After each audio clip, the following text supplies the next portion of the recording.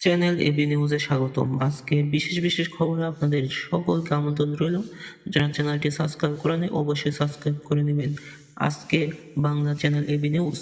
শহীদ বুদ্ধিজীবী স্মৃতিসৌধে রাষ্ট্রপতি মোহাম্মদ শাহাবুদ্দিন ও অন্তর্বর্তী সরকার প্রধান উপদেষ্টা ডক্টর মোহাম্মদ ইউনূস রবিবার সকাল ৭টায় শহীদ মিনারে ফুলের তোড়া দিয়ে শহীদদের স্মরণ করেন। Channel AB news.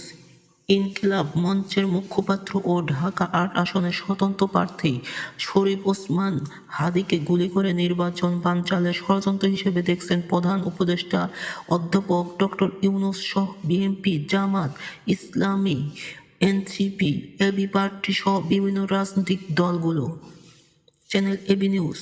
Mirza Fakhrul Islam Alamgir বলেন, নতুন করে শত্রুরা হত্যাকাণ্ডে মেতে উঠেছে।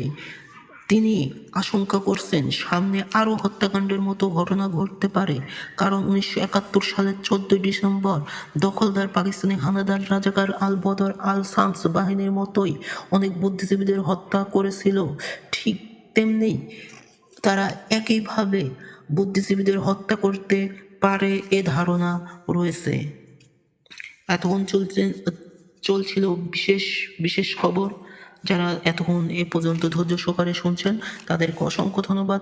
আপনারা আপনাদের বন্ধুদেরকে অবশ্যই শেয়ার করে দেবেন ভিডিওটি, শেয়ার করে অবশ্যই পাশে থাকবেন। ফেসবুক, ইউটিউব, টুইটার সকল স্তরে সকল সোশ্যাল মিডিয়ায় প্রচার করবেন। তাহলে এই চ্যানেলটি সাবস্ক্রাইব করে নেবেন অবশ্যই সকলে, যারা এখনও সাবস্ক্রাইব করেন নাই। আজকের মতো বিদায়, আলবিদা।